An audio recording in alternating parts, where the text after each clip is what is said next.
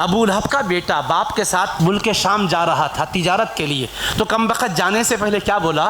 اب بھی میں آتا ہوں، محمد صلی اللہ علیہ وسلم کو جا کر ان کے رب کے بارے میں ایسی باتیں سناتا ہوں جس سے ان کا دل دکھے گا۔ تو حضور کے سامنے آ گیا اور اللہ کے خلاف حضور کے سامنے بولنے لگا۔ جب خدا کی بارگاہ کی گستاخی مصطفیٰ کے سامنے کھڑے ہو کر کی، حبیب کو تکلیف ہوئی، حبیب کی زبان سے نکلا اللہم سلط علیہ کلبا من کلابک، اے اللہ تیرے کتوں میں سے کسی کتے کو اس پر مسلط فرما دے۔ اور حبیب سے ایسی گستاخی کی، مصطفیٰ کی چادر کو کھینچ کر پھاڑ دیا، گستاخی کی۔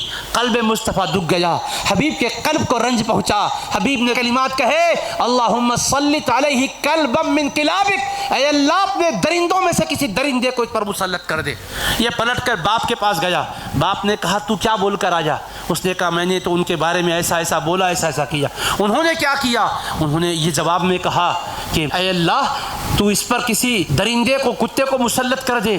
تو وہ کہنے لگا ارے جو وہ بولتے ہیں وہ ضرور ہو کر رہتا ہے، اب تیری ہلاکت کا تو وقت آنے ہی والا ہے۔ اب وہ سفر میں جانے کا فیصلہ کر لیا تھا، اس کی حفاظت کرتے ہوئے لے کر گیا، ایک مقام پر پڑاؤ ڈالا تو وہاں کا راہب بولنے لگا ارے تم لوگ یہاں پر کیوں پڑاؤ ڈال رہے ہو؟ یہ زمین ایسی ہے، یہاں درندے، بھیڑیے، شیر ایسے ہی چلتے پھرتے ہیں جیسے بکریاں چلتے پھرتے نظر آتی ہیں۔ اب وہ ایسا وقت تھا یہاں سے کہیں جا نہیں سکتے تھے۔ اس نے کیا کیا؟ اپنی قوم کے لوگ جو ساتھ تھے ان کو جمع کیا، جمع کر کے کہنے لگا تم جانتے ہو میں بوڑھا ہو چکا ہوں، میرے بڑھاپے پر رحم کرو، میرا یہ لخت جگر ہے۔ اس کے بارے میں محمد صلی اللہ علیہ وسلم نے ایک خطرناک جملہ کہا ہے، مجھے ڈر ہے کہیں درندہ اس کو کھانا جائے، لہٰذا تم پورا ساز و سامان جمع کرو۔ وہ کہنے لگے تو سردار ہے، جو تو بولے گا ہم سننے کو تیار ہیں۔ سارا سامان جمع کر دیا قافلے والوں نے، پورے سامان کا ڈھیر لگ گیا اور اونچا ایک تخت کی طرح اس کو بنا دیا۔ تو کہنے لگا میرے بیٹے کا بستر اس پر بچھاؤ۔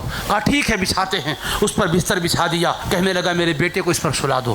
ٹھیک ہے کہہ کر سب نے اس کو چڑھا دیا، اس پر سلا دیا اور کہا تم آزو بازو اطراف سے اپنے اپنے بستروں کو لگاؤ، پہرا دیتے بھی رہو، تم اس کا خیال کرتے رہو، اس لیے کہ انہوں نے کہا تھا کوئی نہ کوئی درندہ اس کو کہیں کھا جائے گا، مجھے ڈر ہے۔ یہ کہہ کر پورا پہرا بٹھا دیا۔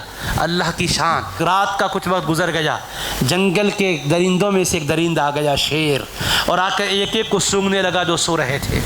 ہر ایک کو سونگ رہا ہے چھوڑ رہا ہے، ہر ایک کو سونگ رہا ہے چھوڑ رہا ہے، سارے کے سارے اطراف سونے والوں کو سونگتا تھا۔ میں جس کو پھاڑنے والا ہوں یہ وہ نہیں ہے۔ اس سے معلوم ہوتا ہے کہ گستاخ میں جو بدبو ہے وہ الگ ہوتی ہے، اگر ایک جیسی ہوتی تو کسی کو بھی کھا سکتا تھا۔ سونگ کے چھوڑ رہا ہے تو پتہ کیا چلا گستاخی کی غراضت اتنی خطرناک ہے، شیر بھی محسوس کرتا ہے۔ اس کے بعد ایسی چھلانگ مارا اور مار کر جہاں وہ سو رہا تھا وہاں پہنچا اور فوراً اس کو چیر کے ریزہ ریزہ کر دیا، خون بہہ گیا اس کا۔ سب کی آنکھیں کھلی، حیران رہ گئے، اتنی حفاظت کا ہم نے انتظام کیا تھا، مگر گستاخ رسول کا انجام خدا دکھا کے بتایا ہے۔ میرے حبیب کا دل دکھانے والے سن، خدا کا قہر کب برسے گا تجھے نہیں معلوم، عذاب کا کوڑا کبھی بھی برس سکتا ہے۔ فصب علیہم ربک صوت عذاب ان ربک لبالمرصاد، مصطفیٰ آپ کا رب گھات میں ہے، آپ کے گستاخ پر اپنے عذاب کا کوڑا برسانا چاہتا ہے، کب برسانا ہے اس کو معلوم ہے حبیب، لیکن اس کو چھوڑے گا نہیں میرے مصطفیٰ۔ اللہ نے بتا دیا